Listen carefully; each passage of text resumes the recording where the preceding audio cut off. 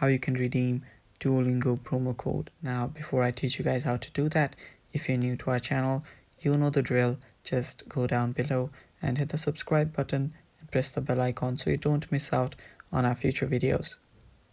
Now, let us get back to the video. Now, I'll teach you guys how to redeem Duolingo promo code. First, just open up your Duolingo. Okay, so I'm already on that page. Anyway, so this is the initial page that you guys will be on.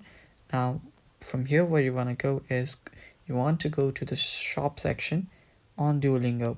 To go there, you can tap on the top blue icon that looks like a gem right there. Tap on it and you will get to the shop right there.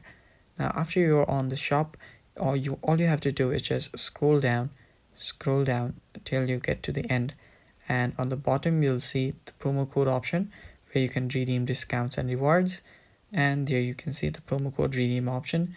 Tap on redeem, and right here you will have to type in your redeem code, the promo code, and after you type in the correct promo code, you can just tap on apply to redeem it. It's that simple, guys. I hope you found this video helpful, and if you did, don't forget to like the video, and thank you for watching. That is all. Bye bye.